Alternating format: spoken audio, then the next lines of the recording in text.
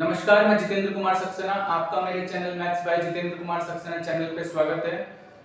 Videos आपके लिए regular SSC की आती जा रही है और प्रीवियस ईयर्स के क्वेश्चंस में आपको सॉल्व भी कराता जा रहा हूँ। ठीक है, आप भी मुझे साथ में बताते रहिए कि आपके आने वाले एग्जाम्स के लिए मैं कौन कौन से टॉपिक पे वीडियोस लाता रहूं।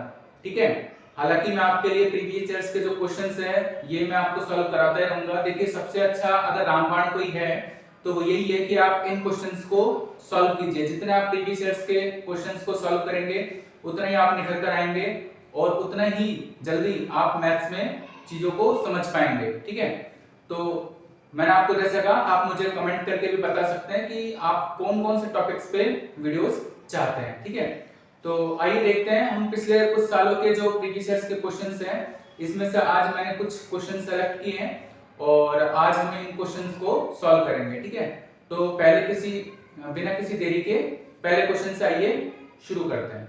देखिए, पहला क्वेश्चन जो है ये ट्रिग्नोमेट्री से लिया है। If sec theta plus tan theta equals to 5, theta की वैल्यू 0 नहीं है तो आपसे पूछा है sec थीटा किसके इक्वल होगा, आपको ऑप्शन दे रखे हैं। देखिए, जब भी sec theta plus tan theta की वैल्यू अगर आपको कुछ दे रखी है तो आप इसको ऐसे समझिए कि sec theta minus tan theta का होना उस सवाल में बहुत ज्यादा कंपलसरी है। ठीक है, क्यों ऐसा? देखिए, इसका सॉल्यूशन देखिए। आपको पता है sec square theta minus tan square theta, इसकी वैल्यू आपको पता है 1 होती है। ठीक है, अब a square minus b square का फॉर्मूला लग रहा है तो यहां पर sec theta minus tan theta और sec theta plus tan theta, इसको आप इस तरह से लिख पाएंगे। ठीक है, ये आइडेंटिटी है, ये आप जानते हैं अच्छे से, इक्वल्स टू 1। अब मुझे एक बात बताइए, sec theta plus tan theta की वैल्यू 5 है तो sec theta minus tan theta की वैल्यू क्या हो जाएगी, 1/5 आ जाएगी। तो sec theta plus tan theta, इसकी वैल्यू आपको 5 दे रखी है। देखिए, दोबारा से समझिए, sec theta plus tan theta की जगह जब आप 5 लिखेंगे तो उस 5 को 1 के नीचे लेकर आएंगे तो sec theta minus tan theta की वैल्यू आपके पास कितनी आ जाएगी, sec theta plus tan theta की वैल्यू जब आप 5 रखेंगे तो जो 5 है वो 1 के नीचे आ जाएगा तो sec theta minus tan theta की वैल्यू 1/5 आ जाएगी। तो आप लिखेंगे sec theta minus tan theta equals to 1/5। अब देखिए, क्वेश्चन कितना आसान है। आपसे sec की वैल्यू पूछी है और आपको पता है अगर दोनों इक्वेशन को आप ऐड कर देते हैं तो tan तो कैंसिल हो ही जाएगा, तो tan तो कैंसिल हो जाएगा। यहां से sec और sec 2 sec आएगा। ठीक है, तो एक्चुअल में 2 sec थीटा की वैल्यू आपके पास 5 प्लस 1/5 आ जाएगी। अब सिर्फ sec की अगर आपसे पूछ रहा है sec थीटा क्या होगा तो 1/2।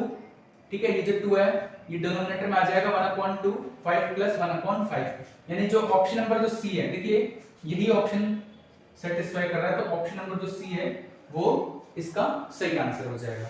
ठीक है, तो ये काफी आसान क्वेश्चन था।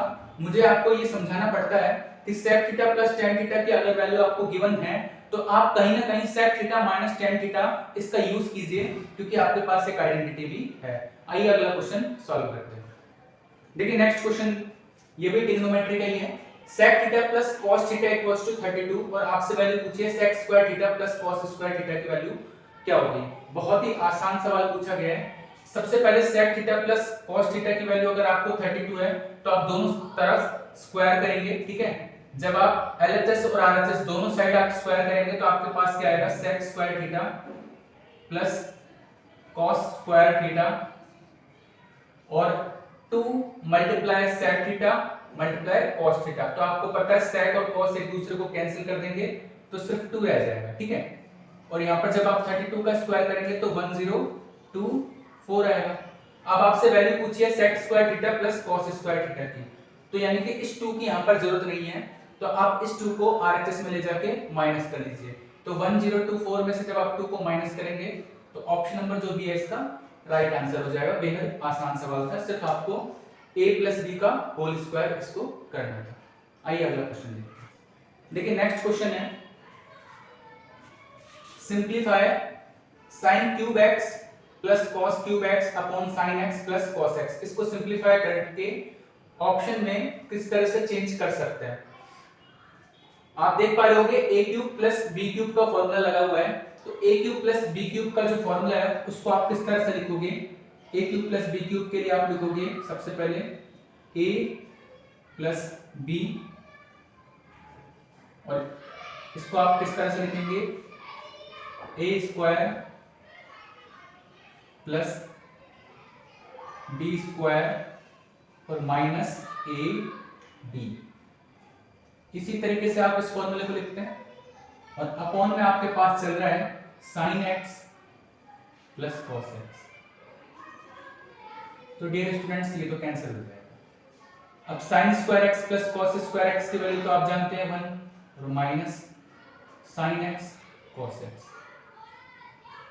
अब ये ऑप्शन नंबर सी में है, तो सी इसका राइट आंसर हो जाएगा। देखा आपने, ये काफी आसान क्वेश्चन पूछे गए हैं। अभी तक जो मैंने आपको तीनों क्वेश्चन कराए हैं काफी आसान पूछे हैं, ठीक है। आइए अगला क्वेश्चन देखते हैं। देखिए नेक्स्ट क्वेश्चन, प्रॉफिट लॉस का।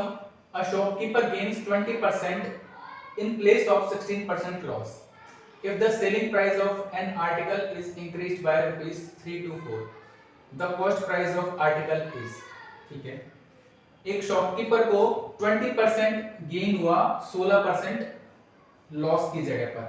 अब आप एक बात बताइए, जहां पर 16% लॉस हो रहा था, आप ऐसे सोचिए कि अगर मान लीजिए कोई कॉस्ट प्राइस 100 रुपए की है, ठीक है, 100 रुपए की, देखिए आप ऐसे सोचिए अगर कॉस्ट प्राइस आप 100 लेते, ठीक है, तो एक बार जब आप लॉस लेते तो लॉस लेने के बाद जो आपका एसपी होता वो कितना हो जाता, 84 हो जाता, ठीक है, ये आपका एसपी हो जाता। और एक तरफ एसपी अब आपका कितना बन गया है, 120 हो गया है, क्योंकि अब आपको 20% गेन हो गया। तो एक्चुअल में इन दोनों के बीच में यानी एक एसपी 84 बनता या फिर एक एसपी 120 बनता, तो बीच में जो डिफरेंस है, ये जो बीच में डिफरेंस है ये कितने का है, अगर मैं आपसे पूछूं तो आप कहोगे 36 यूनिट का। यानी इस 120 और 84 के बीच में 36 यूनिट का डिफरेंस है। यानी 84 से 120 पे 36 यूनिट इंक्रीज हुआ है आर्टिकल का एसपी, ठीक है। और यहां पर जो इंक्रीज हुआ है वो कितना हुआ है, 3 to 4 रुपीज। क्वेश्चन ये पूछा गया आपसे, तो आप ऐसे सोचिए एक यूनिट की जो वैल्यू है ये आप कितनी आ जाएगी, 9 रुपीज के इक्वल। अच्छा, जो हमने सी पे रखा है वो कितना रखा है, 100 यूनिट में, ठीक है, ये हमने 100 यूनिट रखा है।